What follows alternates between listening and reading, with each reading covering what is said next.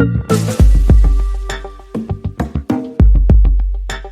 hommes se satisfont, malgré eux, d'une sexualité qui ne les satisfait pas. Les hommes ont été entraînés à croire que je fais 5-6 allers-retours, j'éjacule. C'était ça, la sexualité à laquelle ils avaient droit. Et donc, quand on leur dit, mais il y a beaucoup mieux, il y a beaucoup de choses, ils ne comprennent même pas de quoi on parle. Comme de toutes les façons, la sexualité c'est l'érection et l'orgasme c'est l'éjaculation, dans le cas de pratiquement tous les mecs, ils disent, mais ils sont éjaculés maintenant ou plus tard, mais c'est pareil, quoi. Donc, premièrement, c'est pas la même chose. Et deuxièmement, il y a tout le reste. Et tout le reste, les hommes se sont habitués à ne pas le ressentir parce que c'est pas ça la sexualité.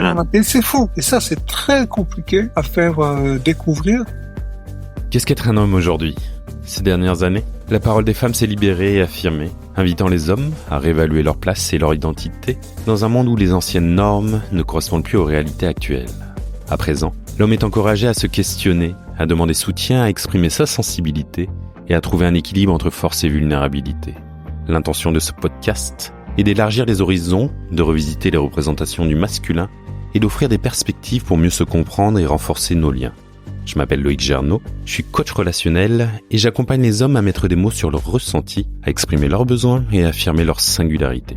Dans cette dynamique, je vous propose chaque jeudi de partir à la rencontre de personnalités inspirantes qui partagent leur parcours et leurs réflexions sur des thématiques variées autour de la relation à soi, aux autres et aux vivants.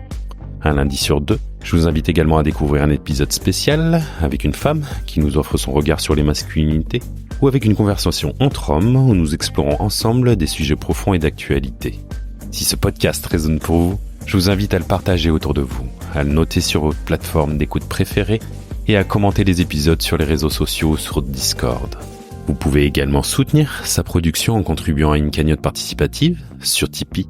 Enfin, pour ne rien manquer des futurs épisodes, des ateliers en ligne organisés dans le cadre du podcast ou encore de mes accompagnements, vous pouvez également vous inscrire à la newsletter. Retrouvez tous les liens en description. Bienvenue sur Dom-Homme.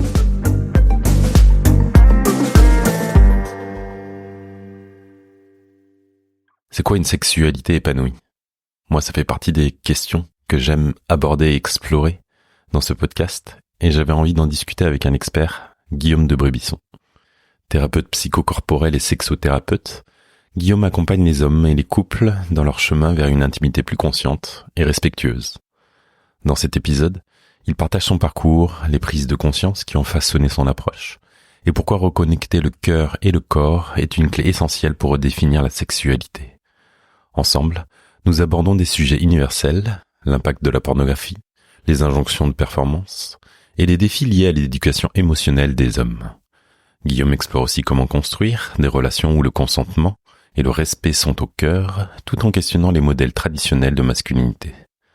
Bref, un épisode passionnant et une véritable invitation à repenser notre rapport au désir, à l'amour et à l'intimité. Bonne écoute.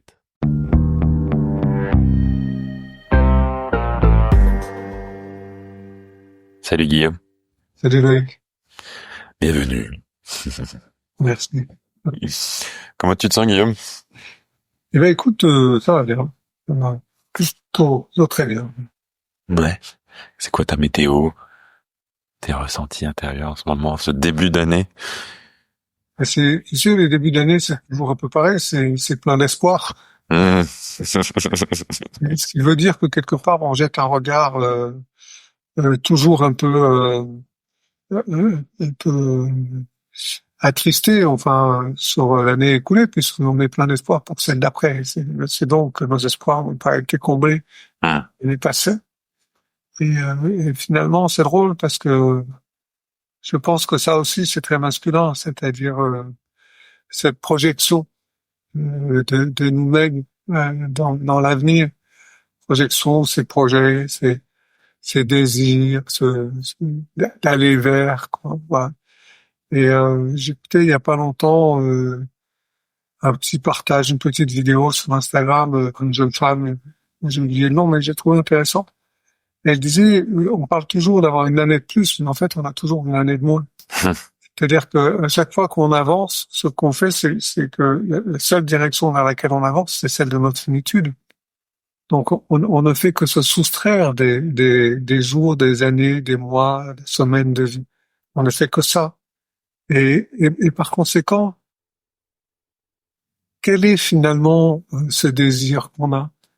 Est-ce que c'est vraiment un désir de vie? Ou est-ce que par hasard, ça serait pas le désir d'entrer dans une autre vie, dans une vie qui nous est inconnue et dont on a plus ou moins une forme d'espérance nourrie par les textes spirituels et religieux auxquels on se réfère, quel qu'ils soient. Donc c'est un peu étonnant, quoi. Voilà, ce désir de, tu vois. Je sais pas comment c'était pour toi. Moi, quand j'étais enfant, je rêvais d'être grand. Quand j'ai été grand, jeune homme, je rêvais d'être plus autonome, c'est-à-dire en fait plus vieux, quoi. Et c'est surprenant finalement, ce désir d'être ailleurs que là où on est et en fait plus proche de la fin. Voilà, bon, petite réflexion de début d'année. Ouais, tu fais une petite entame philosophique. Ouais, j'aurais envie de... Bon, on y viendra peut-être après, cette notion de désir, elle est intéressante. Mais en tout cas, merci. Moi, je suis content de t'avoir, bien évidemment. Je suis excité parce que comme je te disais en off, j'organise ma première ecstatic dance ce week-end et elle est complète, donc je suis épaté, je me sens épaté. Voilà. Et je me sens un peu rouillé aussi parce que ça fait un mois que j'ai pas fait d'interview, donc je suis content aussi de remettre le pied à l'étrier avec toi. Comment tu te présentes, Guillaume? Qui es-tu? Écoute, je me présente suivant une identité qui est toujours celle d'avant, hein, celle qui sont dans le avant-après. Donc aujourd'hui, ce que je dis de moi, c'est que je suis thérapeute psychocorporel, sexothérapeute et thérapeute de couple. Et puis j'écris des livres aussi, notamment les deux derniers qui sont importants pour moi. Il y en a un qui s'appelle S'expanouir, que les 7 secrets qui transforment votre vie amoureuse et sexuelle, où j'ai voulu revenir à des vérités de base dont on parle finalement jamais et qui sont exactement le contraire de ce dont on nous bassine à longueur de journaux télévisés, de radio et de magazines féminins ou masculins d'ailleurs, qui sont des vérités simples mais qui sont essentielles si on veut que la sexualité devienne épanouissante au sein de sa relation. Et puis l'autre livre plus récent, c'est De l'amour du couple et de la sexualité, Lettre à mon fils, parce qu'un jour, il m'a semblé vraiment important de partager avec mon fils tout ce que finalement je sais, je crois sur les questions d'amour et de sexualité, parce que un jour où je me promenais avec mon chien en forêt de Rambouillet, j'ai réalisé que j'avais pratiquement jamais parlé avec mon fils de sexualité, alors que je suis sexothérapeute. Donc moi, j'ai pas l'excuse. Lui, il en a bon. Et je me suis dit, il faut vraiment que je fasse quelque chose. Et ça a donné lieu à ce livre, et je l'ai fait sous forme de livre parce que je me suis aussi dit, je peux pas me permettre d'être intrusif. Je peux pas aller prendre mon fils par le bras et me dire, allez, viens, on va boire une bière et je vais te raconter comment ça se passe. C'est pas possible. Est-ce qu'il est bien, pas bien à ce moment-là? Est-ce que c'est juste, pas juste pour lui? Est-ce que c'est trop d'un coup? Tu vois, enfin, je peux pas faire ça. Voilà. Donc j'ai décidé de lui écrire en me disant, si ça lui plaît pas, il ne le lira pas. Et puis peut-être il y aura un chapitre que les autres l'intéresseront pas, ou voilà, peut-être que il le mettra au feu, peut-être qu'il le gardera et qu'il le lira dans 10 ans, j'en sais rien, mais en tous les cas, si ça l'intéresse de savoir ce que j'ai à transmettre, il a un endroit auquel il peut se référer avec ce livre. Donc c'est vraiment pour ça que j'ai fait ce bouquin. Et tu t'es mis dans cette posture, du coup, de vraiment t'adresser à ton fils, dans l'écriture. C'est vraiment ça. C'est d'ailleurs un livre où je tutoie le lecteur, parce que le lecteur, c'est mon fils. Ce qui n'est pas ma manière de faire habituellement du tout. Voilà, et du coup, j'aborde dans ce bouquin plein de sujets que les hommes connaissent. Alors, c'est parce que c'est un père à son fils, c'est-à-dire, il s'agit bien de 2 hommes. Je précise parce que mon fils, il avait pas 14 ou 15 ans à ce moment-là. Il avait déjà 21 ou 22 ans. Aujourd'hui, il a 26 ans. Euh, et, euh, et donc, je parle de sujets qui sont les sujets que connaissent bien les hommes en matière d'amour et de sexualité, comme la masturbation, l'orientation sexuelle, la pornographie, le fantasme, toutes ces questions-là, ils sont essentielles, mais aussi l'érection d'éjaculation qui nous occupe quand même pas mal, et notre partenaire.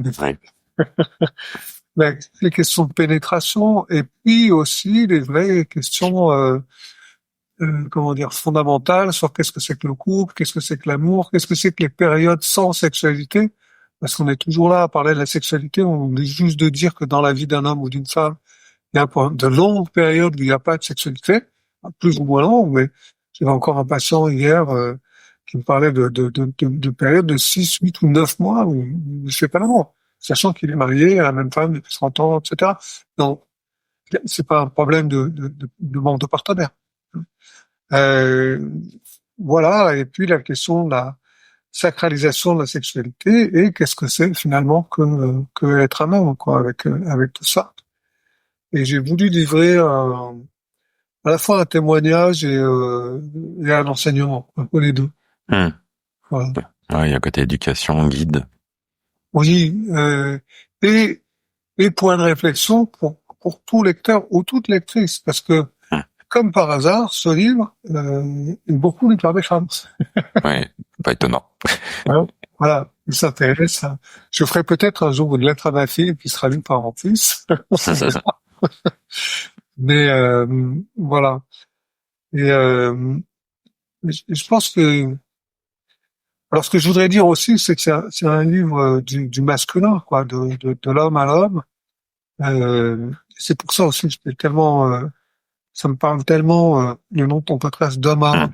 C'est tellement cette parole-là dont on a besoin se référer.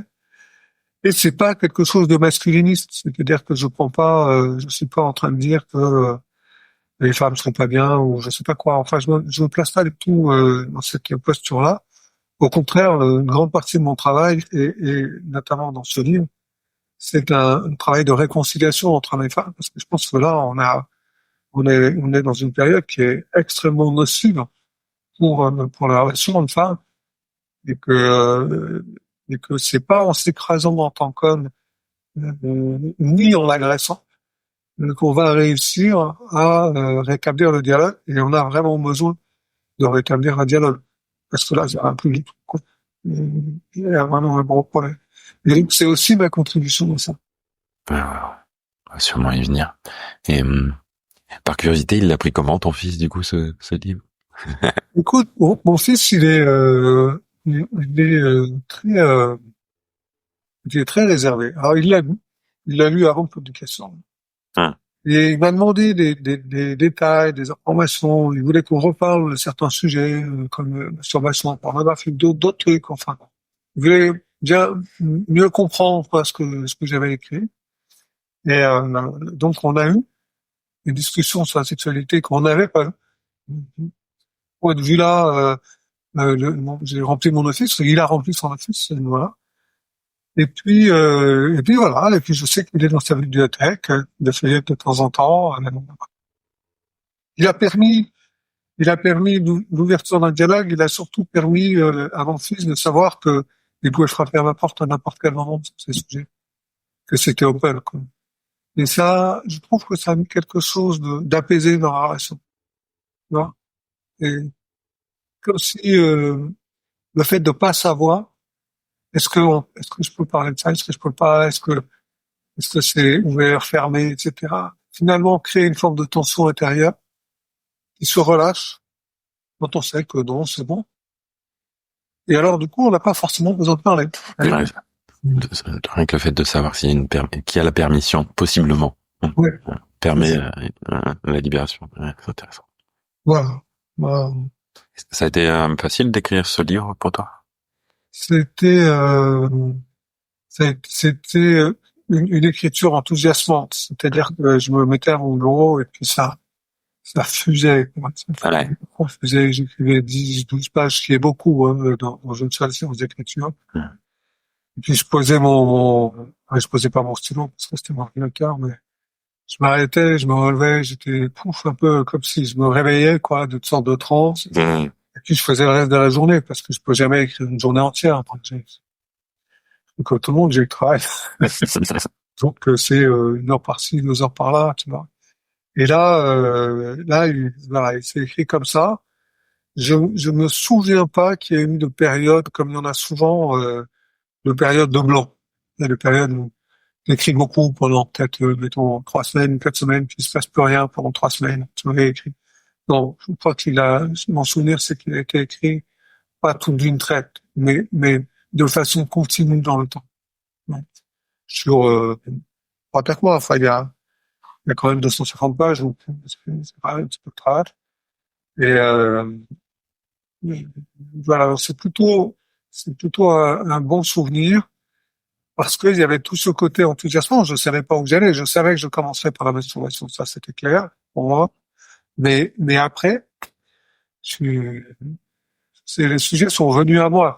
Je me dis, ah, mais si tu parles de ça, faut que tu parles de ça, etc. Et puis, il y avait une petite difficulté, c'est qu'il s'agissait pas d'écrire la même chose que ce que j'avais déjà écrit l'année d'avant, avec Sex Manuel, et qui porte aussi sur la sexualité.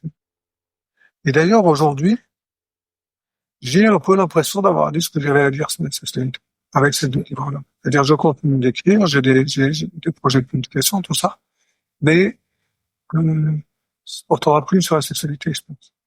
Alors, je sais pas, hein, peut-être ça va revenir aussi, mais pour le moment, Je trouve que, en tout cas, ce livre là, de l'amour du couple et de la sexualité, je trouve il est holistique, on peut vraiment trouver tout sur la sexualité, sur l'amour, sur le couple, sur la relation.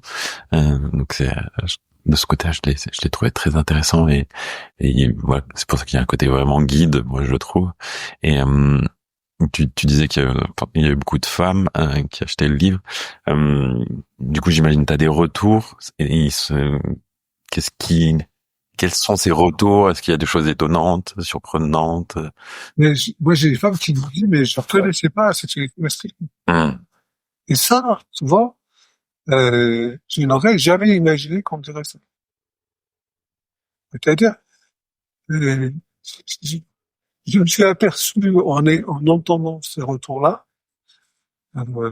que finalement la sexualité masculine pouvait être, en tout cas pour certaines femmes, une zone un peu, une zone obscure, quoi, une zone mystérieuse, alors que j'aurais dit moi que la sexualité masculine pour les femmes était simple et qu'en fait elle était plus complexe que ça, mais qu'elles en avaient une vision un peu catégorisée.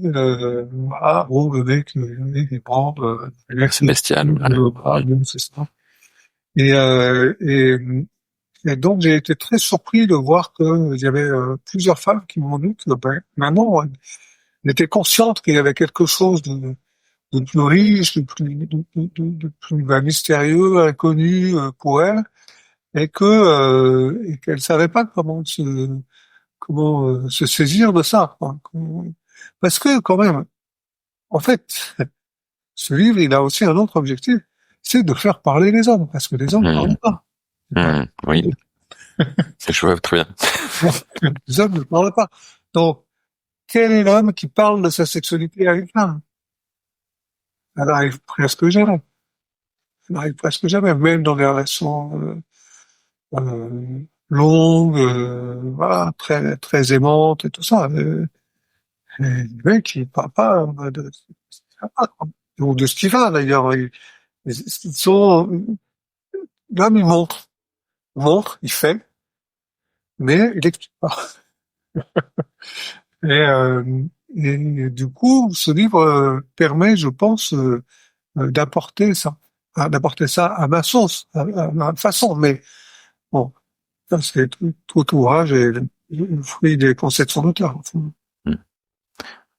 Ouais, oui, bah ce qui me vient, de façon générale dans notre société, de toute façon, il y a un tabou autour de la sexualité, mais effectivement pour les hommes, je pense à la masturbation. C'est quelque chose de très tabou, voire honteux, et donc on a besoin effectivement de venir un peu, apporter de la légèreté, j'ai envie de dire, sur tous ces sujets, et ouais, de la communication.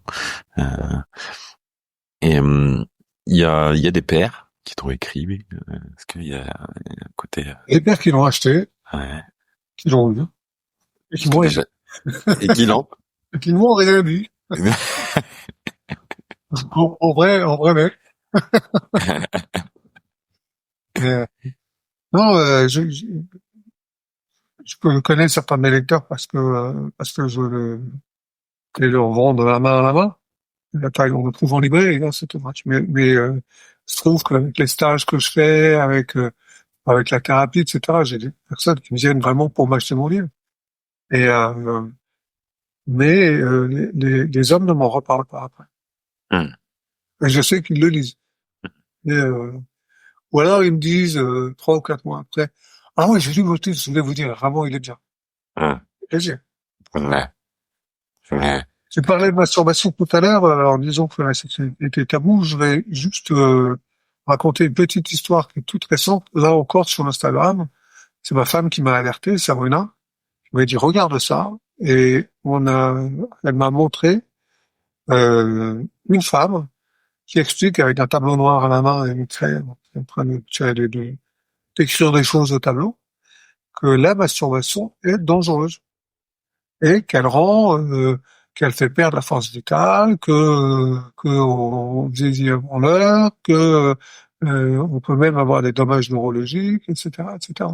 C'est-à-dire qu'on n'en a pas fini avec les conneries qui se répètent depuis des centaines d'années, parce que ce discours-là, c'est le discours de Tissot en 1830.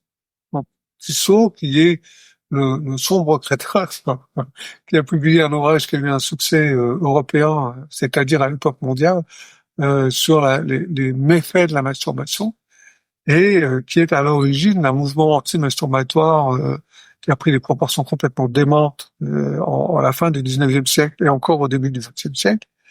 Et aujourd'hui, donc je rappelle qu'on est depuis peu de temps en 2025, il y a sur Instagram une femme qui raconte la même chose, qui dit encore que la masturbation est dangereuse, ce qui est absurde, ce qui ne veut rien dire, ce qui est totalement faux, etc. Et je trouve ça gravissime, quoi. Et voilà, elle dit des tas d'autres conneries, donc, mais voilà, mais cette personne-là, elle a des followers, il y a des gens qui l'écoutent, il y a des gens qui croient à ce qu'elle dit, j'imagine, enfin, voilà. Donc effectivement, on n'en a pas fini. Les tabous de la sexualité. Ouais, et j'ai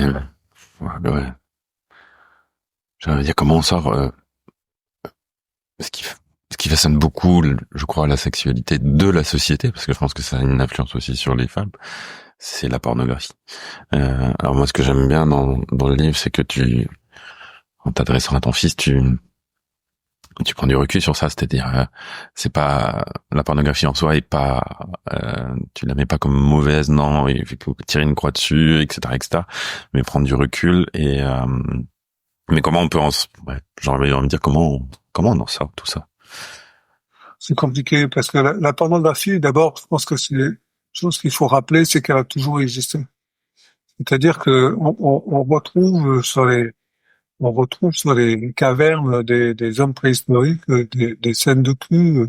Il y en a. Ce que je veux dire, c'est que la représentation de la sexualité humaine à des fins excitatoires pour d'autres hommes et femmes a toujours exercé une fascination.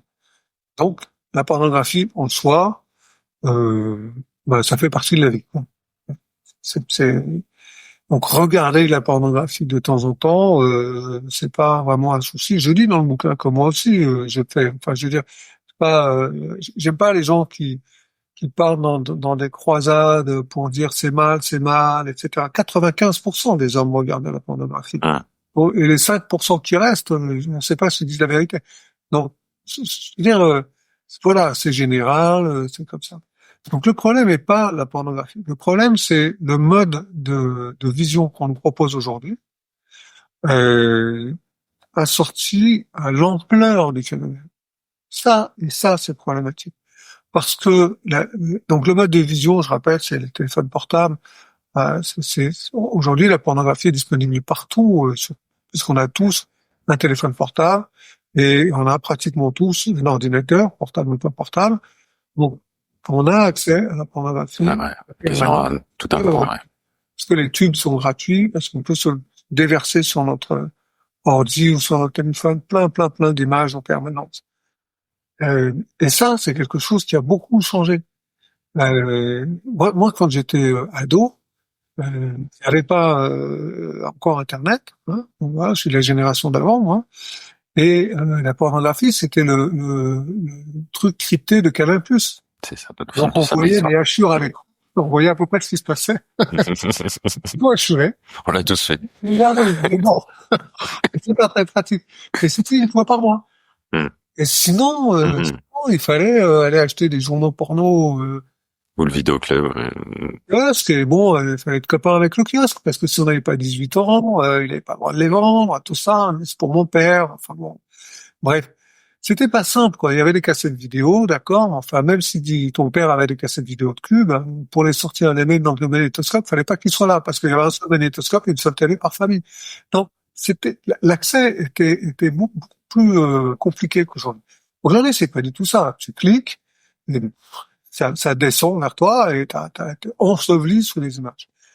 Et ça crée une disponibilité immédiate et instantanée qui encourage les usagers à rester en ligne. C'est bien d'ailleurs que tous ces sites-là, que ce soit les sites porno ou les sites des réseaux sociaux, c'est une autre forme de pornographie, en fait, mais les sites des réseaux sociaux sont conçus pour qu'on reste en ligne. La consommation. C'est ça, les publicités qui défilent, parce qu'on veut, c'est capter l'audience le plus longtemps possible. Et ça marche très bien. Parce qu'on sait très bien faire ça aujourd'hui, ça fonctionne très bien.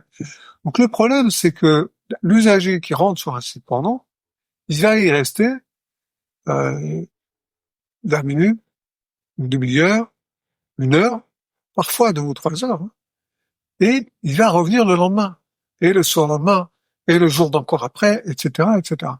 Et ça crée une addiction. Une addiction. Le problème, c'est pas la pornographie, le problème, c'est l'addiction. Et c'est les effets de l'addiction. Alors, il y a les effets de l'addiction à la pornographie. C'est les mêmes effets que les autres addictions. C'est exactement comme l'alcool, les drogues douces ou dures, pas pour eux. C'est pareil, c'est-à-dire l'incapacité à se passer de la chose, du support, le besoin d'y revenir sans cesse, l'esclavage que ça représente. Donc tout ça, ça nous rend pas libres. Ça nous enferme. C'est un premier problème.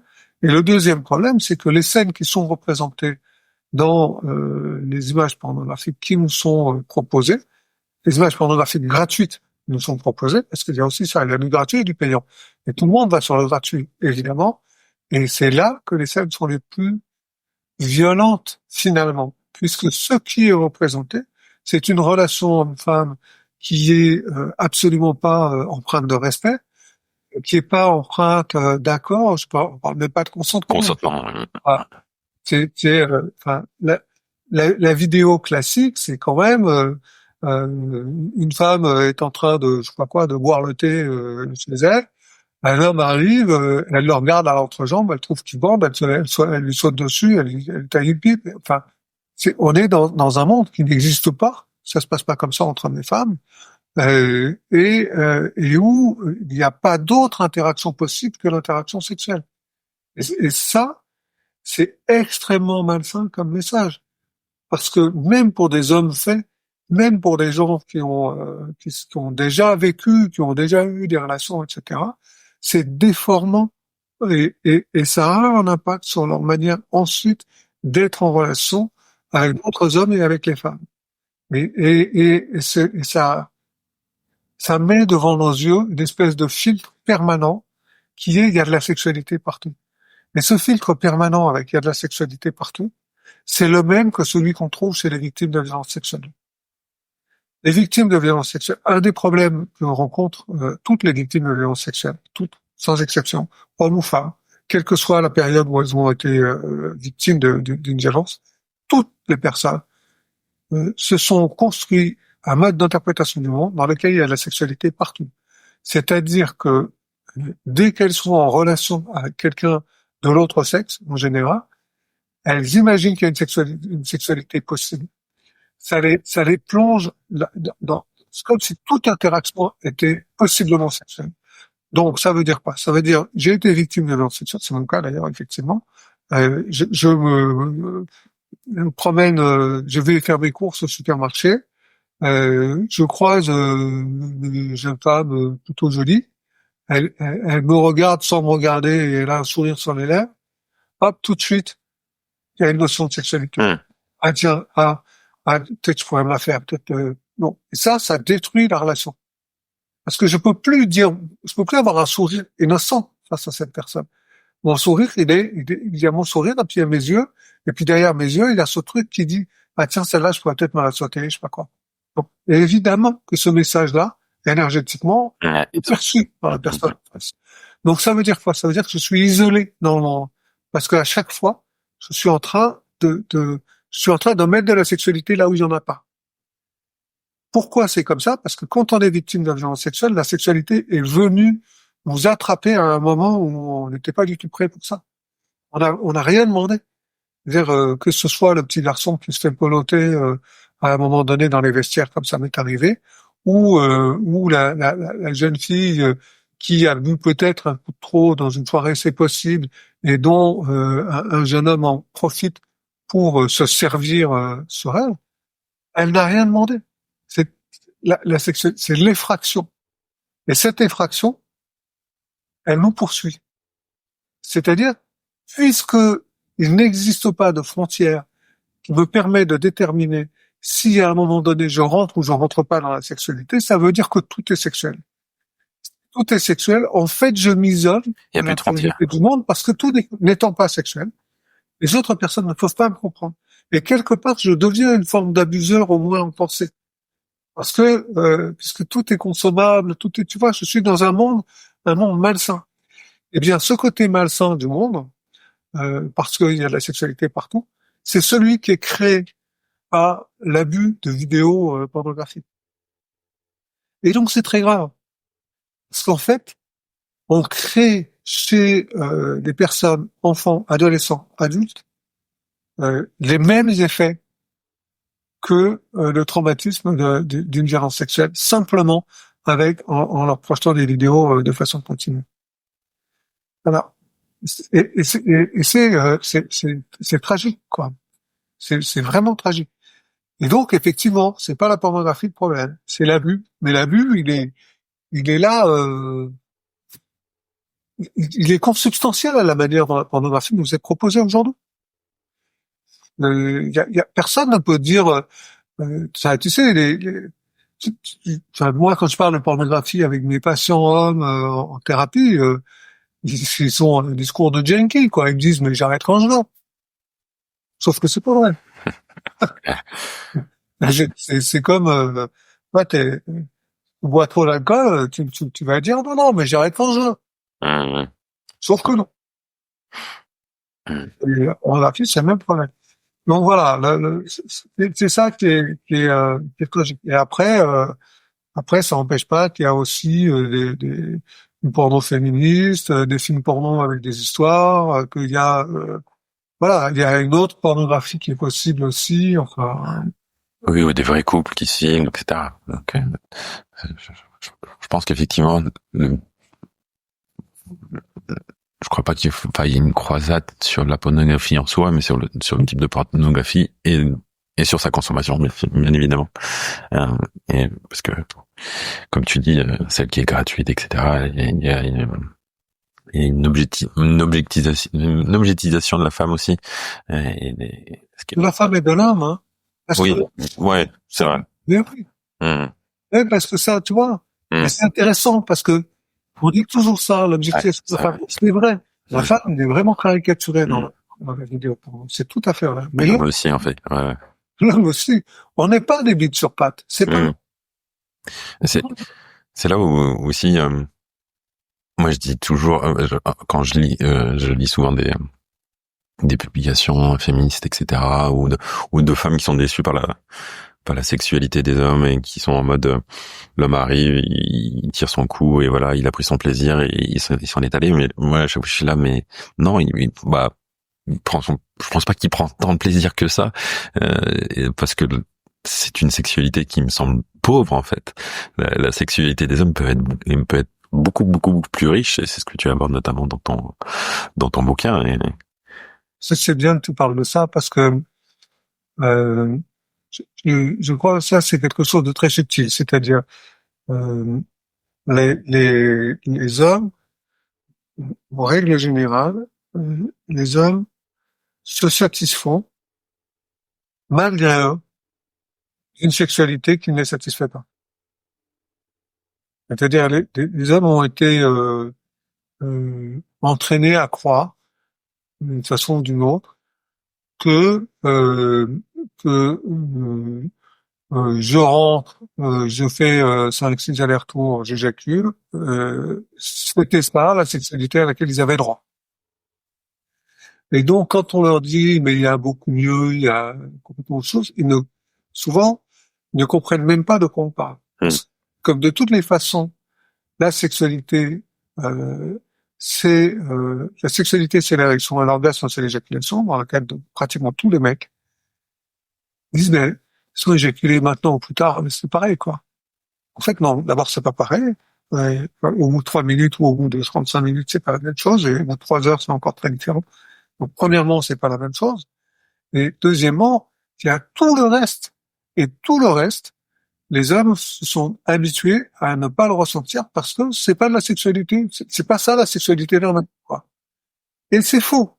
Et ça, c'est très compliqué à faire découvrir parce que comme la plupart des hommes se sont construits dans l'idée de pas ressentir ce qui fait mal, ouais, de résister à la douleur. Donc nous les mecs, on résiste à la douleur. Voilà. C'est comme ça, sinon on n'est pas des mecs. On a appris ça. En apprenant ça, on s'est fait un corps qui résiste à la douleur. Se faisant un corps qui résiste à la douleur, ce qui se passe, c'est qu'on ressent moins. Donc on ressent moins la souffrance physique, c'est vrai, mais on ressent moins aussi le plaisir physique sur l'ensemble du corps. Et finalement, c'est le point où on est le plus vulnérable, c'est-à-dire notre sexe, qui ressent le plus. C'est normal parce que notre sexe, on sait pas comment, on sait pas faire des pectoraux avec notre sexe. On sait pas rendre notre sexe insensible. Donc, finalement, la zone du corps de l'homme qui ressent, c'est le sexe. Ce qui veut dire que le reste du corps, globalement, ne ressent pas très peu, beaucoup moins, enfin voilà. Et du coup, ça nous interdit les sensations de la sexualité parce qu'en fait, l'interaction sexuelle entre hommes et hommes ou entre hommes et femmes, hein, c'est pareil de ce point de vue-là. L'interaction sexuelle, c'est tout ce qui n'est pas la conclusion. L'éjaculation n'est que la conclusion. Potentiellement. Oui, on peut poursuivre après, bien sûr.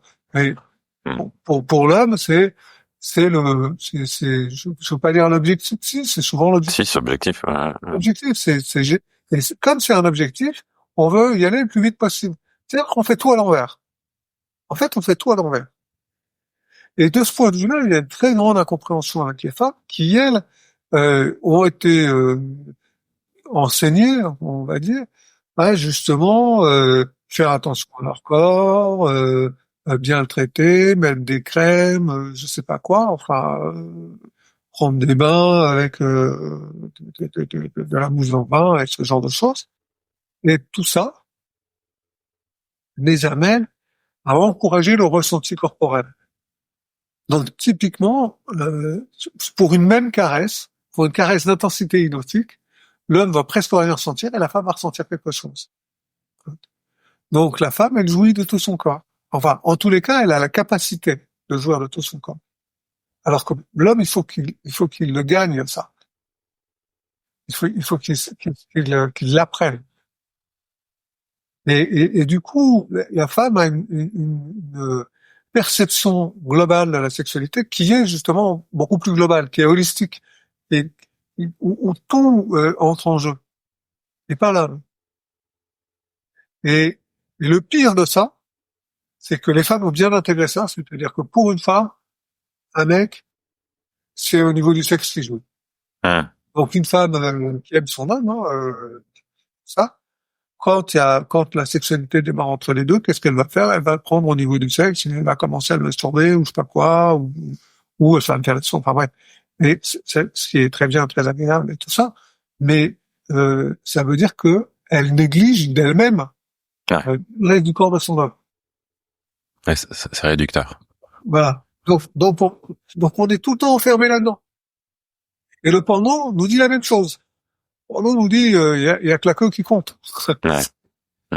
Fou, quoi. Donc en fait, on ne fait absolument pas l'amour comme on pourrait le faire, et on ne connaît pas le plaisir. Et les femmes il y a beaucoup d'enquêtes etc. qui parlent du fait que les femmes sont nombreuses à ne pas ressentir de plaisir.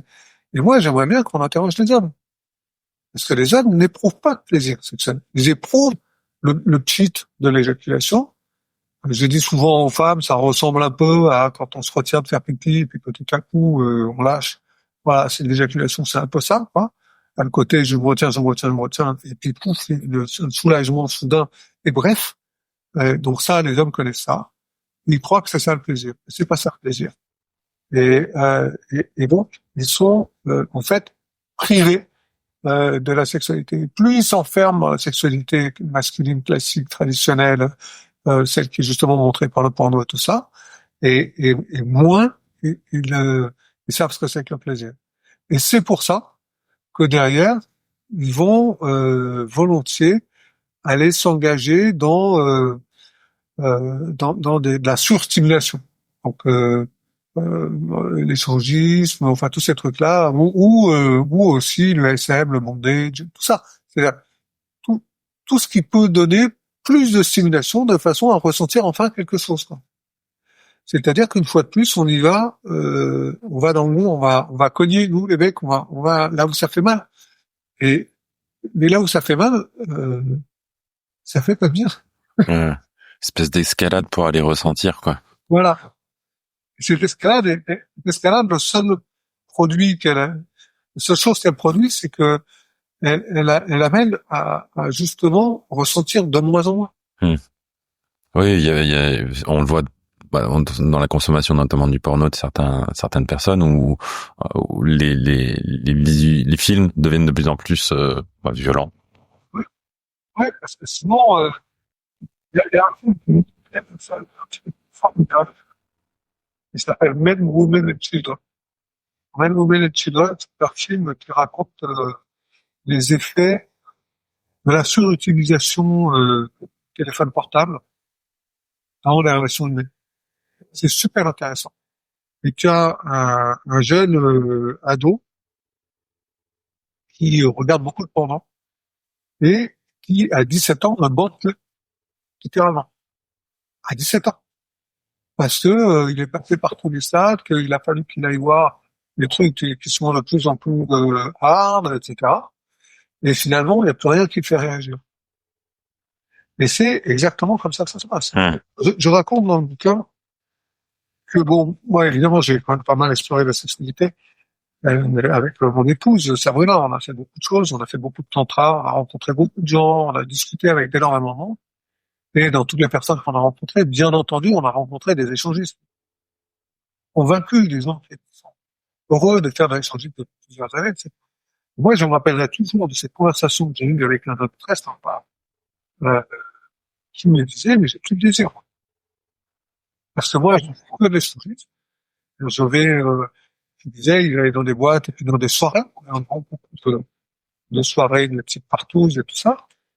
Il dit, moi, tu comprends, j'arrive, je croise le regard d'une vieille femme, elle vient vers moi. Et on fait l'amour. Donc, j'ai plus besoin d'être à la recherche, j'ai pas besoin d'exprimer mon désir, j'ai pas de toute manière manière, j'ai tout le temps ce que je veux avoir. Donc, et il disait, plus de désir. Et il finit par dire, et je manque plus. Parce que en ultra consommation permanente. Et je veux pas dire que tous les échangistes sont les gens qui ne comptent pas, etc. Je veux pas qu'on caricature mes propos.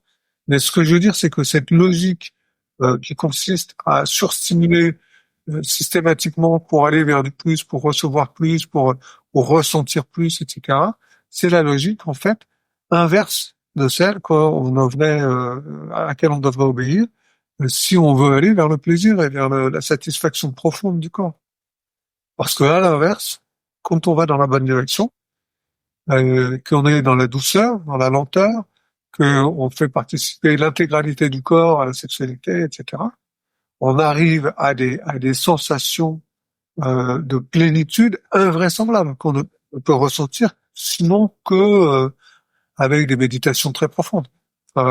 C'est très exceptionnel, quoi.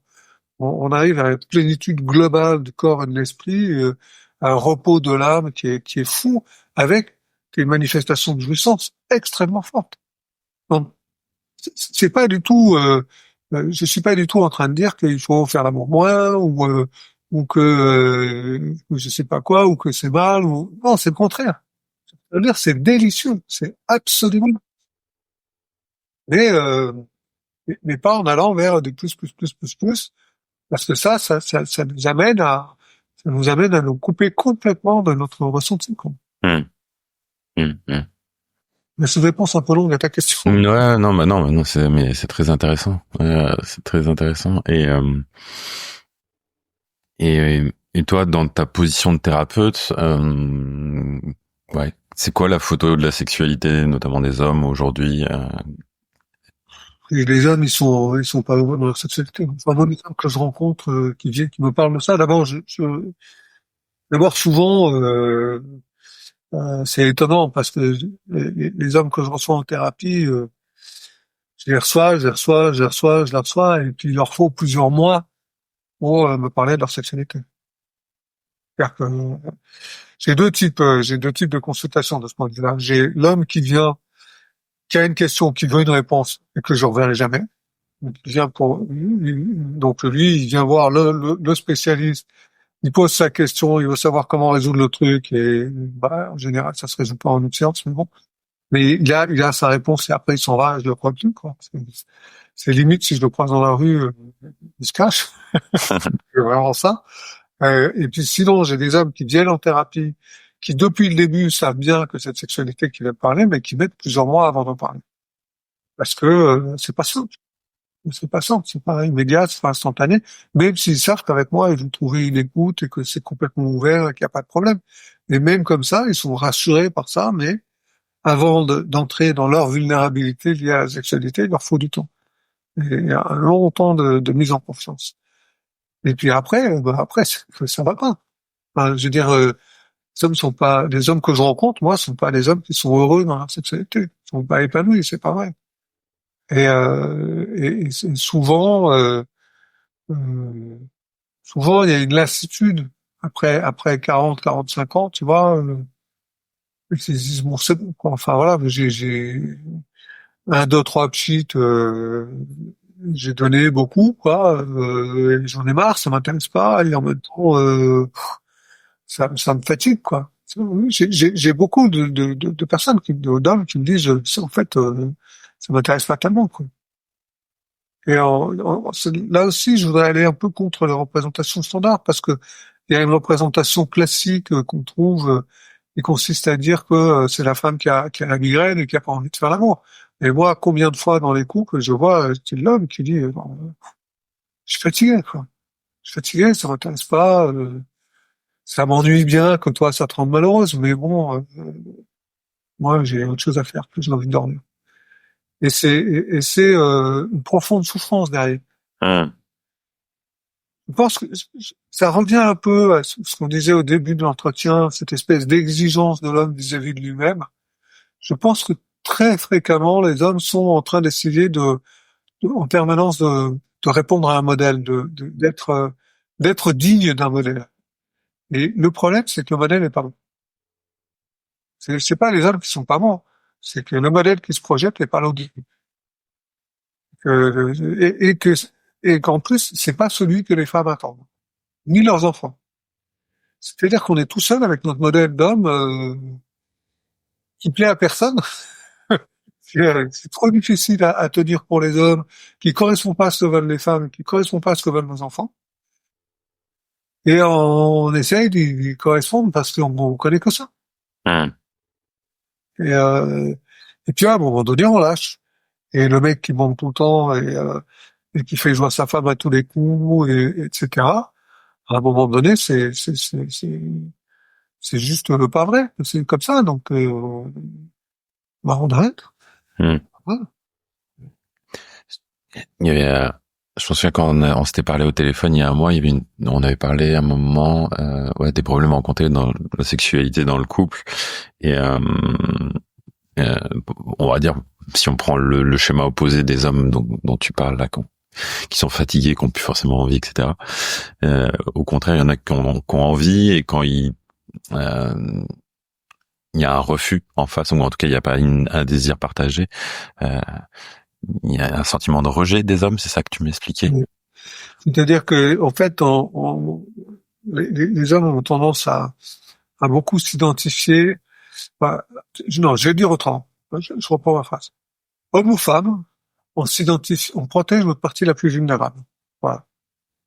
Et la partie la plus vulnérable de l'homme, c'est son sexe. Et pourquoi c'est la plus vulnérable? Parce que le sexe de l'homme est relié à son cœur. C'est-à-dire que si l'homme vit un rejet au niveau du sexe, lui, ce qu'il vit, c'est un rejet au niveau du cœur. Et donc, il se sent pas aimé. Et ça, c'est la polarité masculine. La polarité féminine est inversée par rapport à ça. C'est-à-dire que la part vulnérable de la femme, c'est le cœur. Et quand elle vit un rejet au niveau du cœur, elle peut plus fonctionner au niveau du sexe, parce que le cœur et le sexe sont reliés. Et alors, du coup, une manière de se protéger de ça, c'est de couper le lien entre sexe et cœur. Ce qui fait que on a des hommes et des femmes qui sont capables de faire l'amour, sont capables d'avoir du sexe, to have sex en anglais, c'est très clair, quoi, d'avoir du sexe, mais qui, lorsqu'ils ont du sexe, sont incapables d'être en amour. Ou bien, sont capables d'aimer, mais là, ils peuvent pas avoir de sexe. C'est soit l'un, soit l'autre. J'en profite pour rebondir parce qu'il y a une phrase dans ton livre qui m'a énormément marqué. Je la lis. En fait, la plupart du temps, là où il y a sexualité sans amour, il y a dissociation de l'un des partenaires ou des deux, car se couper de l'émotionnel au profit du sexuel est une dissociation. Et quand il y a dissociation, il y a un abus quelque part. Ouais. Oui, je me tiens. Nous sommes, notre organisme est fait pour fonctionner de manière holistique. C'est-à-dire que lorsque, idéalement, quand on est dans une relation sexuelle, on est aussi dans une relation amoureuse. Et ce qu'on reçoit de bon dans la sexualité, c'est bien sûr des sensations corporelles qui sont liées à des actes qui sont posés, mais c'est surtout, on reçoit une sensation d'amour qui nous envahit complètement, etc. Donc on est dans une espèce de bulle de bonheur, de bien-être, où il y a de l'amour, de la sexualité, de l'acceptation de qui on est et de comment on est, une absence de jugement, tout ça. Tout ça nous nourrit. Parce que c'est ça dont on a besoin et c'est ça qu'on recherche sur Terre quasi en permanence. Pourquoi? Parce que c'est ce qu'on a vu quand on était dans le ventre de la maman. Quand tout s'est bien passé, c'est quand même le cas général, malgré tout ce qu'on peut raconter, la grossesse en général reste un bon souvenir, si on veut, enfin pour le petit. Donc on a eu à un moment donné cette sensation d'avoir tout à la fois et et d'être dans un océan de délices. Cet océan de délices, on va le retrouver dans l'interaction sexuelle quand elle se passe vraiment très très bien. Ça veut dire quoi? Ça veut dire que l'amour et la sexualité sont totalement liés. Totalement. On peut pas couper les deux. On peut pas faire comme si c'était que l'un que l'autre. Les histoires des coups d'un soir, c'est intéressant. Ma femme, Sabrina, a interrogé 71 femmes sur leur sexualité.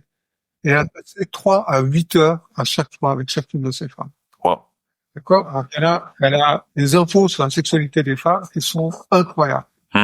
Avec l'histoire de chacune de ces femmes, dans le détail, etc. Chaque fois, la femme a dit à Sabrina des trucs qu'elle avait jamais dit à personne.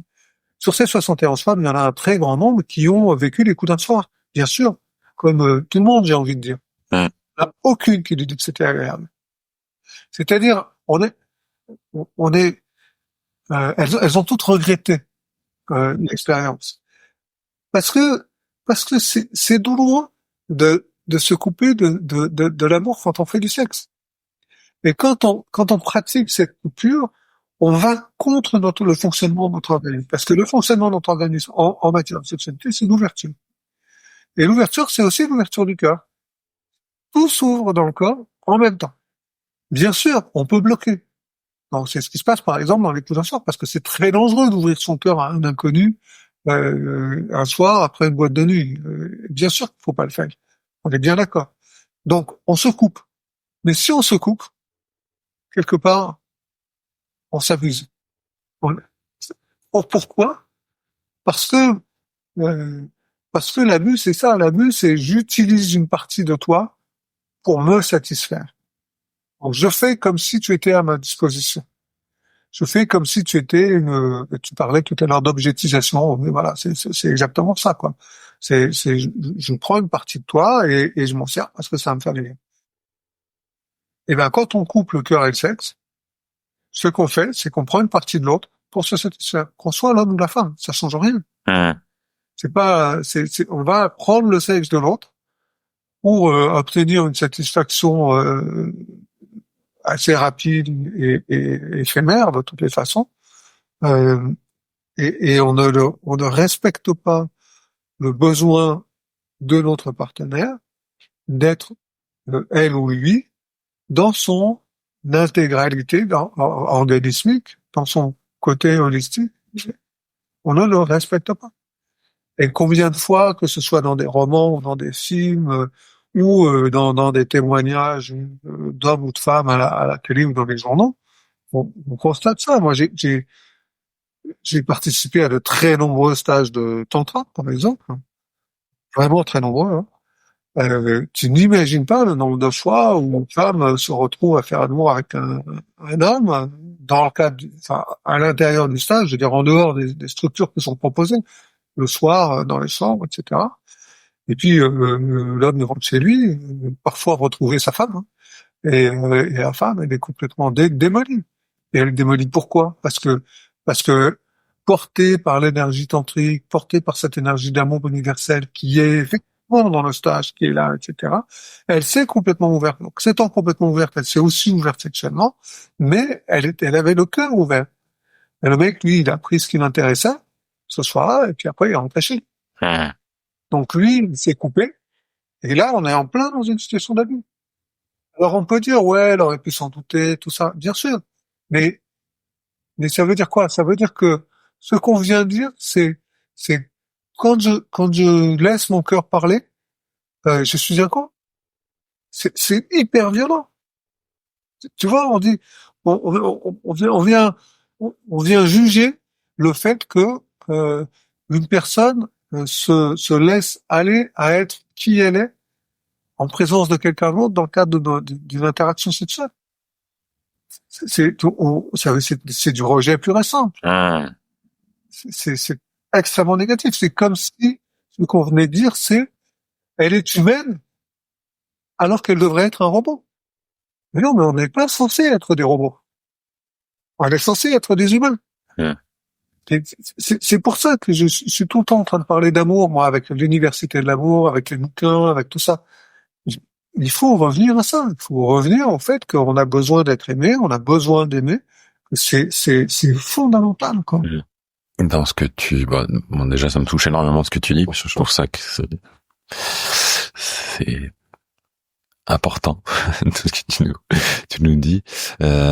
Ouais, ça me relie aussi à tout ce que tu as dit, à la notion de consentement. Moi, je sais que, tu vois, il y a quelques mois, j'ai participé à un stage de tantra, et puis aussi j'ai eu des discussions avec des copines.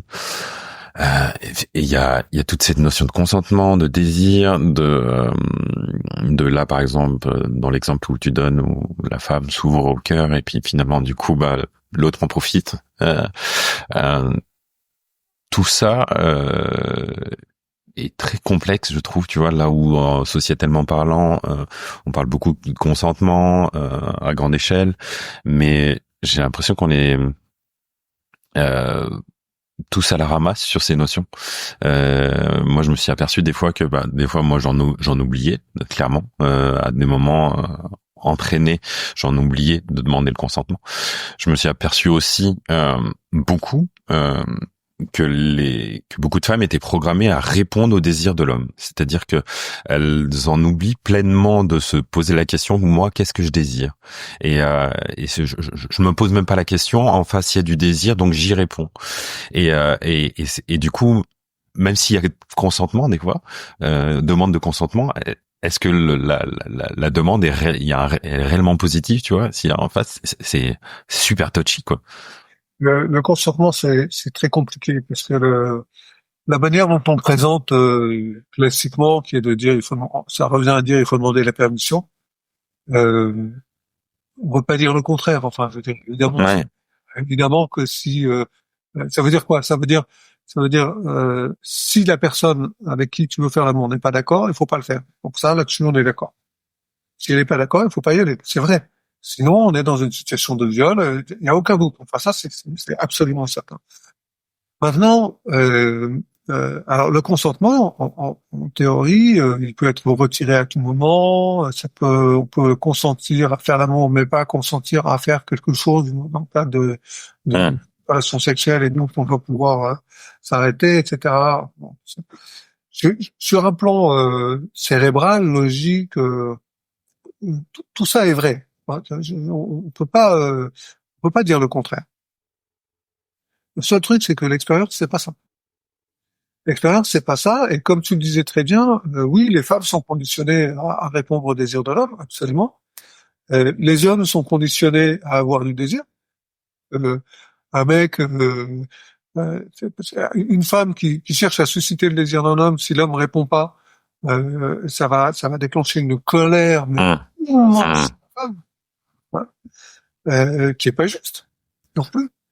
Donc tout ça est complètement faussé. Je voudrais aussi dire que on parle beaucoup de consentement pour les femmes, on n'en parle jamais. Même pour les hommes, ouais. Jamais. On se pose la question de savoir si un homme a envie ou pas de faire un homme.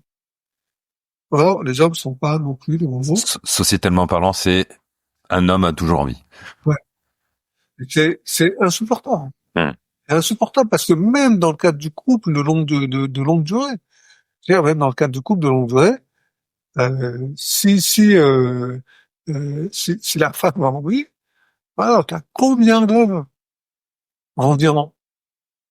C'est presque jamais le cas. Un homme que lui ait envie et que sa femme ait pas envie, ça c'est une situation qui est référencée, qui est standardisée, voilà. Et il sait qu'il doit pas imposer ça. Aujourd'hui, le discours c'est qu'il doit pas imposer sa volonté. Autrefois, le discours c'était qu'il doit imposer sa volonté. Les choses ont changé pour le mieux. C'est mieux comme ça, il n'y a pas de doute. Mais bon, voilà. L'homme, il sait ce qu'il doit faire, quoi. Mais on ne parle jamais de la situation où la femme a envie et l'homme n'a pas envie. Et l'homme se force. Les hommes se forcent. Beaucoup. C'est très fréquent.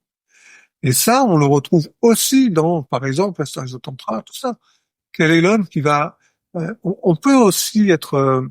on peut être excité dans une situation donnée sans forcément avoir envie de transformer ça en sexualité. Ça, le tantra est riche de situations comme ça. On fait tout un tas de structures. Je pense par exemple, je sais pas pourquoi je pense à la vague, mais ça pourrait être n'importe quoi d'autre. Mais la vague, qui est une très belle structure où la femme est assise sur l'homme, où les deux sont en position du lotus, on appelle ça le diabium, et puis ils respirent ensemble. Ouais. Quand elle est bien faite, la vague, c'est une structure qui donne énormément d'énergie sexuelle. Et donc, l'homme peut très bien se trouver vraiment avec une très forte érection. La femme peut se retrouver très ouverte. Et en même temps, sans qu'il y ait pénétration. y a pas.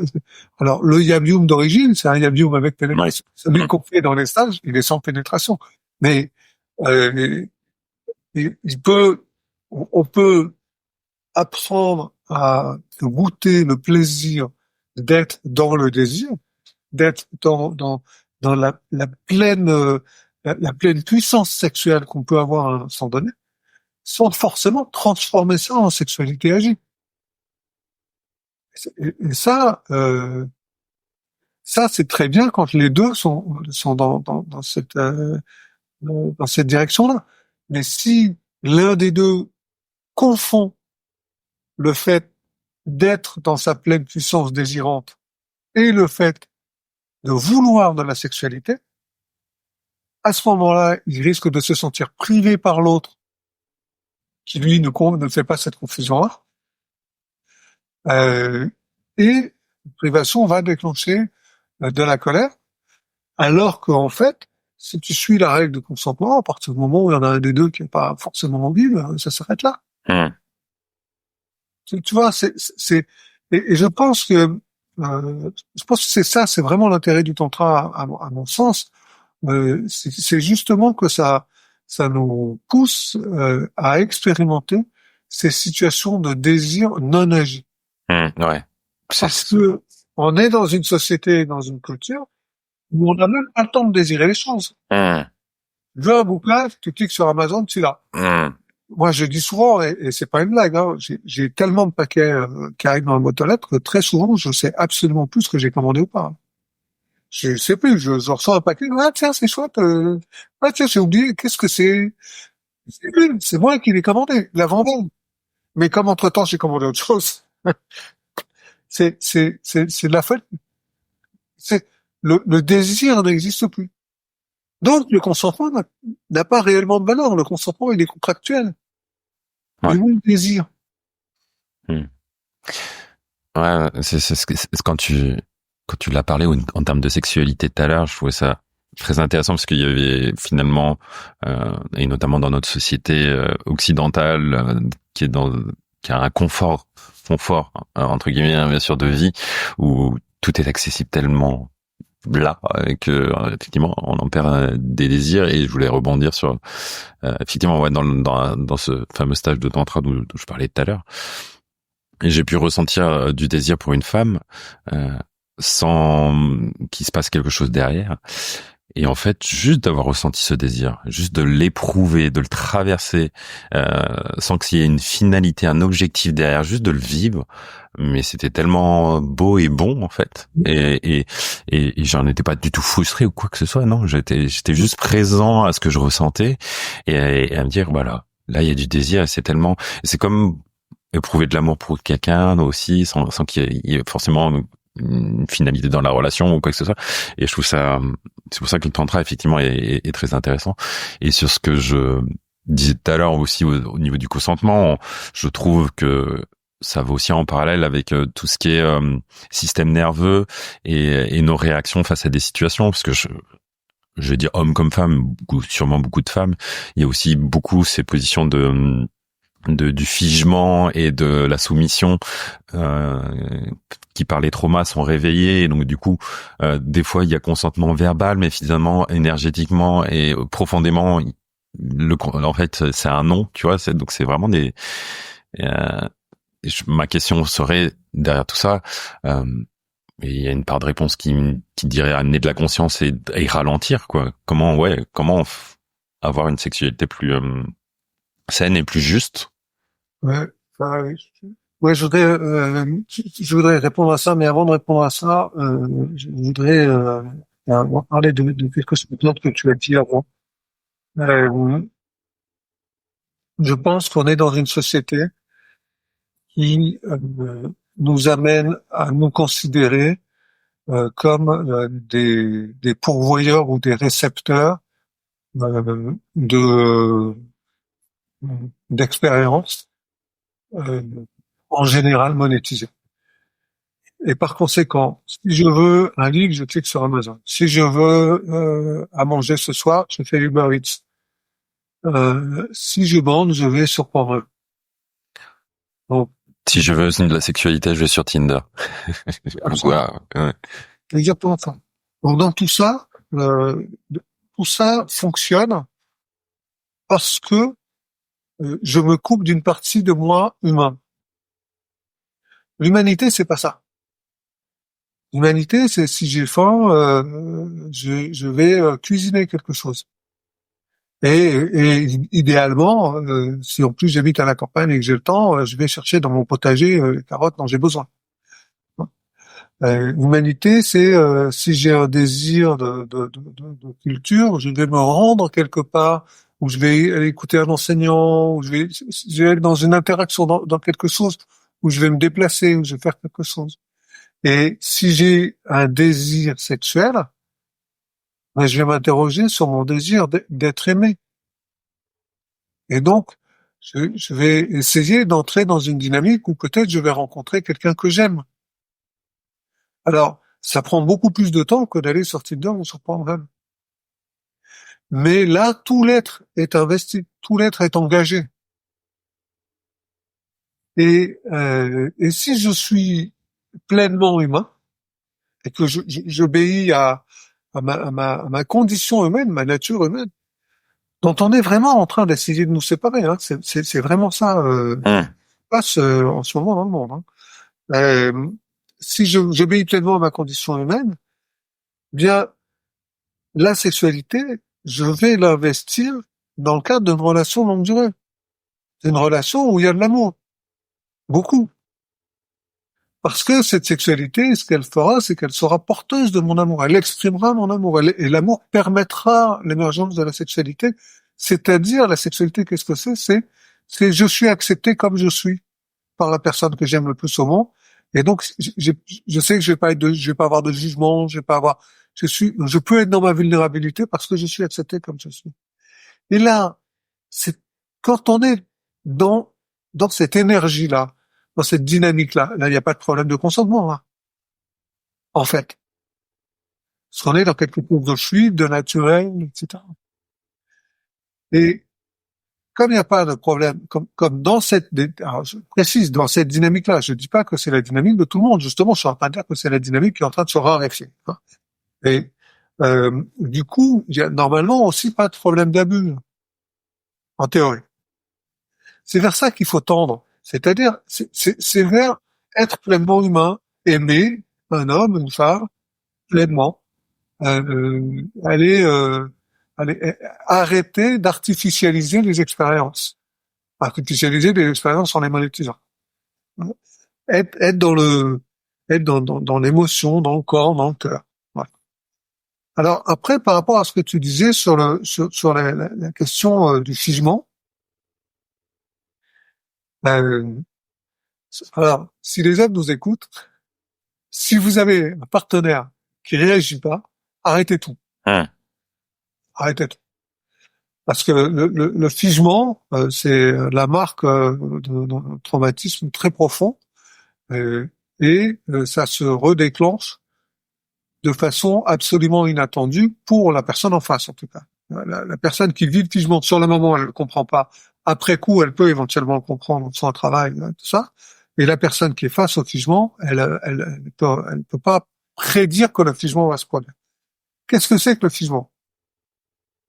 C'est la réaction qu'a l'organisme quand le cerveau reptilien ne peut pas lui ordonner de fuir ni de combattre parce que les conditions ne sont pas réunies.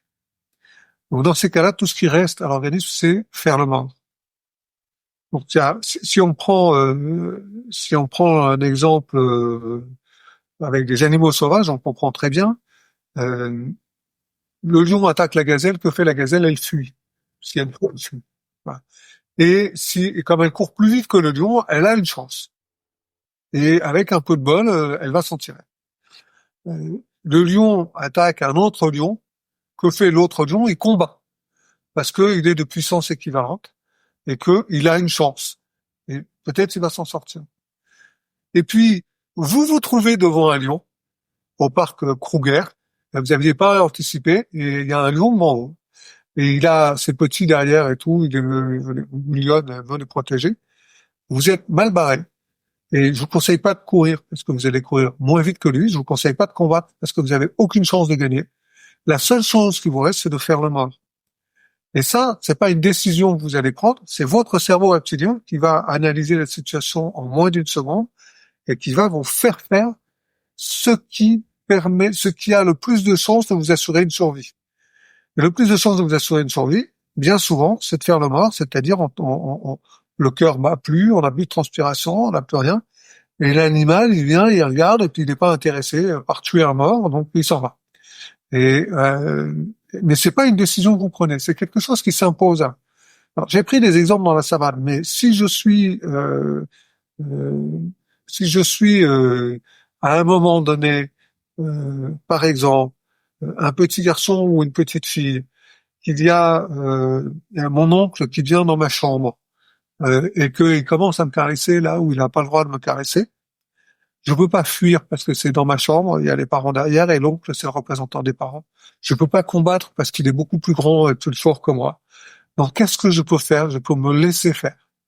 Et ça, c'est le figement. Me laisser faire, ça veut dire que je suis pas d'accord du tout intérieurement, mais je laisse mon corps être utilisé par la personne qui veut l'utiliser parce qu'il est plus fort que moi, que je peux pas combattre et je peux pas le suivre. À ce moment-là, je me dissocie. Simultanément, je me dissocie parce que c'est ma seule protection. C'est-à-dire, je laisse mon corps à la disposition de l'agresseur et moi, mon esprit, mon âme, ce que vous voulez, enfin tout ce qui n'est pas mon corps, va être ailleurs. Et une fois que j'ai vécu cette situation-là, à chaque fois que je me ressentir en danger, je vais me dissocier. Très probablement. Et je vais donc être en figement. Et le figement a permis à un certain nombre de personnes de considérer qu'il y avait consentement quand il y avait figement. Évidemment que non, il n'y a pas consentement, il y a impossibilité de faire autre chose. Quand on est sous l'effet du figement, on a, je sais pas comment dire ça, on n'a pas le choix. On a un corps qui ne répond plus du tout. Même si on voulait faire, on n'a pas la force de vouloir faire quelque chose. Et même si on avait la force de vouloir faire quelque chose, on pourrait toujours vouloir, on ne le ferait pas.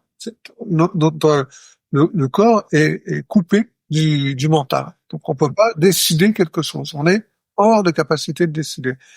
Et par conséquent, ce qui se passe avec notre corps à ce moment-là, on l'a pas voulu, mais on le vit. Si on prend des situations très caricaturales, mais qui ont le mérite d'être explicites et claires, les soldats entrent dans la ville, ils entrent dans une maison où il y a une femme, ils la violent, la femme ne peut rien faire, et elle est dans le figement, et elle se retrouve violée. Évidemment qu'elle était très malheureuse de tout ça, évidemment que c'est une tragédie personnelle pour elle, c'est sûr, mais elle n'avait aucun autre choix, il n'y avait aucune possibilité. Et alors, en dehors de l'aspect tragique du viol en lui-même, ce qui se passe ensuite dans la vie, c'est que lorsqu'une situation similaire se produit, le corps repasse en figement quasi automatiquement.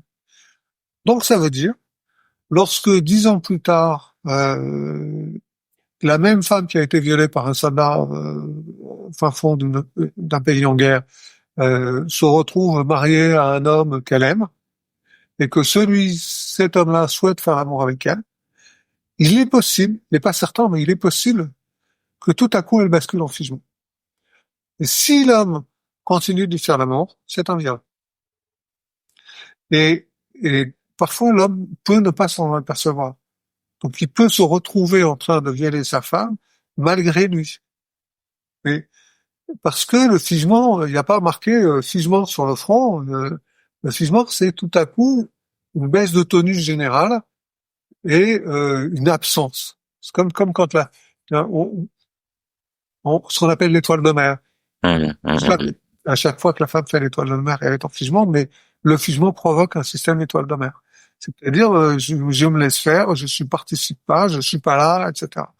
Donc là, enfin, on est complètement au-delà de toute notion de consentement.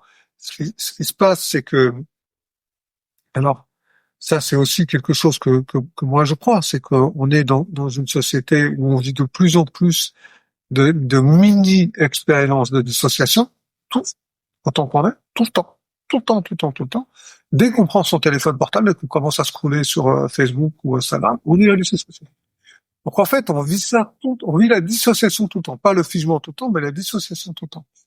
Et du coup, on fonctionne de plus en plus comme des personnes qui ont vécu des troubles de stress post-traumatique, qui ont vécu du trauma, qu'on l'ait vécu ou pas. Alors d'abord, on est beaucoup plus nombreux qu'on ne le croit à avoir vécu les traumatismes graves, mais en plus de ça, même ceux qui n'ont pas vécu réellement le traumatisme grave, finalement, ont appris, leur corps a appris à fonctionner comme si c'était le cas, parce que ce que nous propose la société, c'est sans cesse de nous dissocier.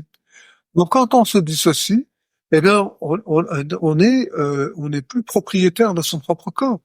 Donc, ni quand on veut entamer une interaction sexuelle, ni quand on ne veut pas, mais qu'on se laisse faire quand même. Et c'est pour ça que alors je reviens à l'amour, c'est pour ça que c'est tellement essentiel. Il faut absolument qu'on retrouve notre intégrité d'être humain. Sinon, on va devenir des robots, vraiment. Et de jour où on sera plus en relation les uns avec les autres parce qu'on sera que sur du Zoom ou du je sais pas quoi, et qu'on ne connaîtra plus ce que c'est que la relation sur un plan chimique, corporel, dynamique, énergétique, etc. On pourra faire de nous absolument tout ce qu'on veut. Il y a vraiment un enjeu, c'est-à-dire il y a un enjeu humain individuel essentiel, et il y a un enjeu sociétal très très important.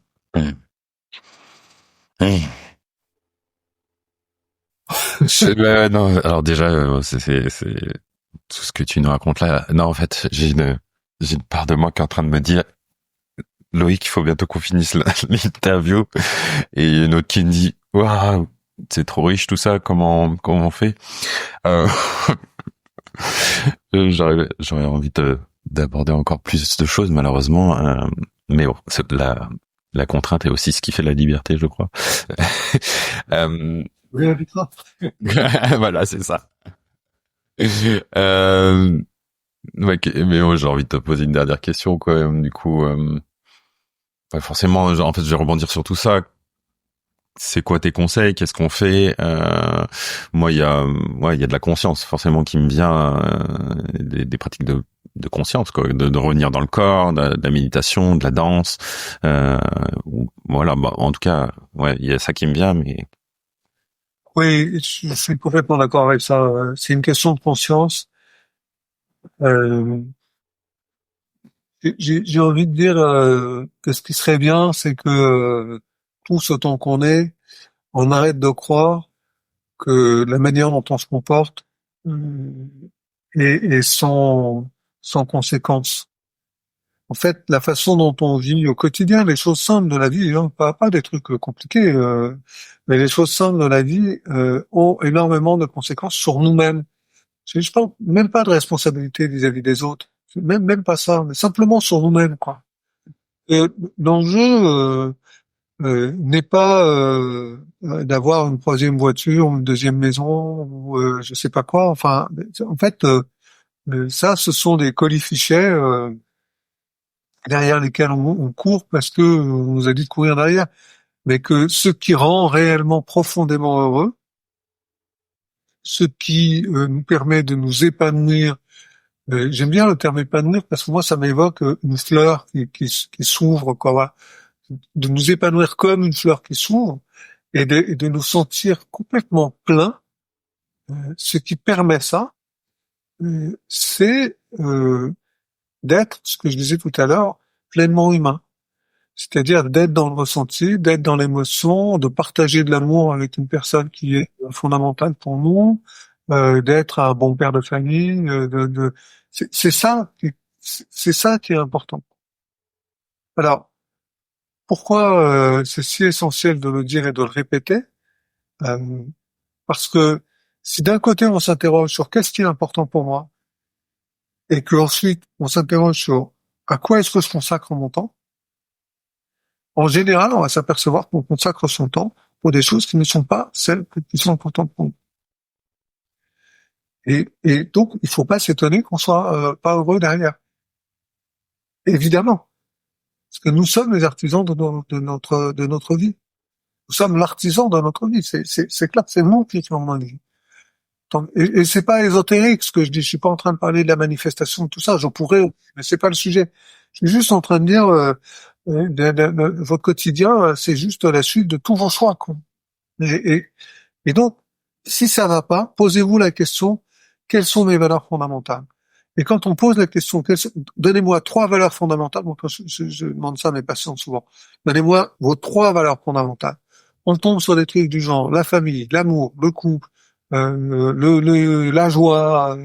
C'est ça les valeurs fondamentales des gens. Bon, ok. Alors, qu'est-ce que vous faites à partir à 8 heures du matin pour revenir à c'est valeur. Travail, passer du temps dans les bouchons, etc. À un moment donné, faut retrouver de la cohérence pour se mettre en intégrité. Et évidemment, ça passe par de la conscience. Mais ce que je veux dire, c'est que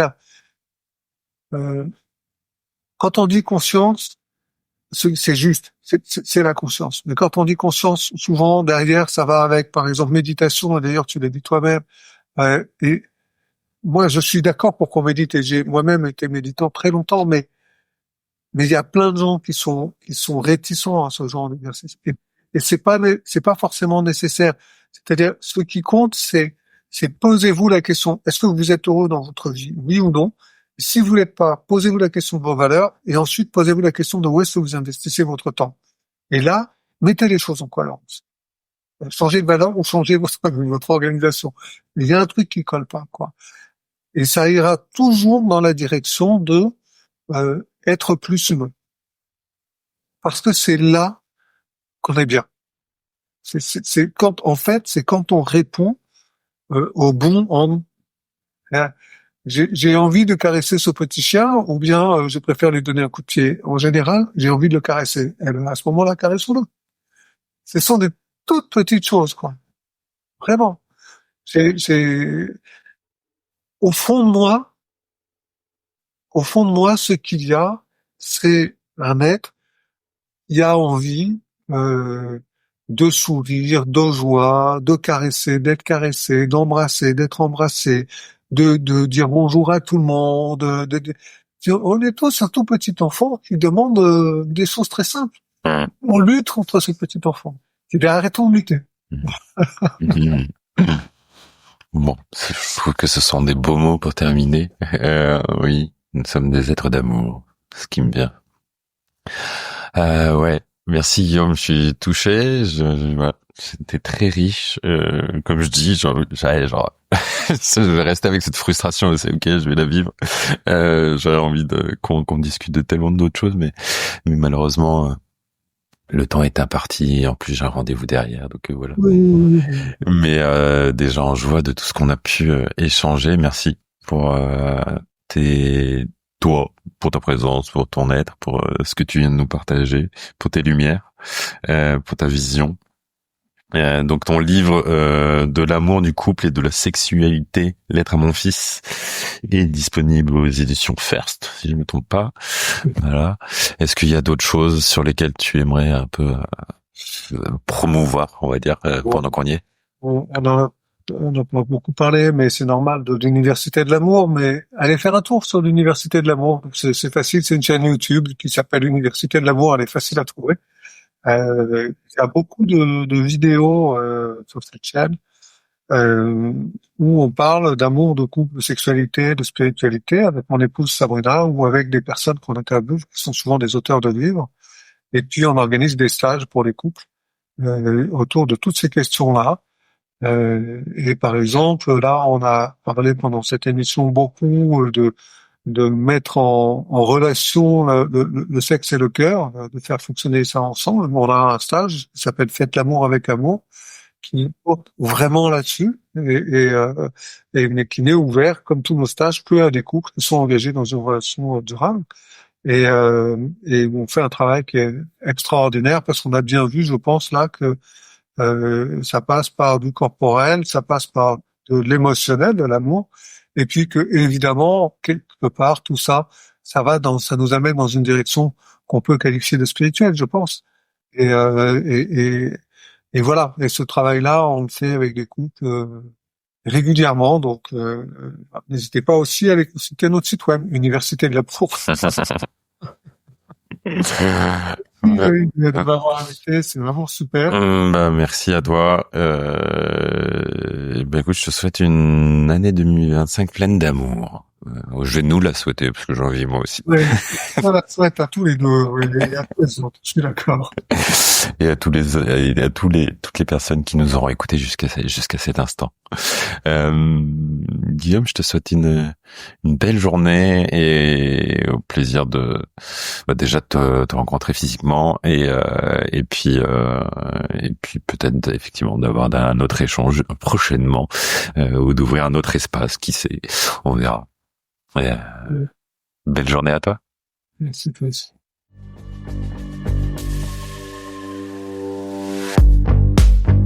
Merci d'avoir écouté cet épisode. Si vous avez aimé, n'hésitez pas à en parler autour de vous, ainsi qu'à le partager sur vos réseaux sociaux. Vous pouvez aussi donner une note sur votre plateforme de podcast préférée. Enfin, si vous avez des suggestions, des remarques ou encore des idées d'invités, n'hésitez pas à m'envoyer un message via le site domahome.fr ou encore sur Instagram, domahome podcast tout attaché. À bientôt pour un nouvel épisode.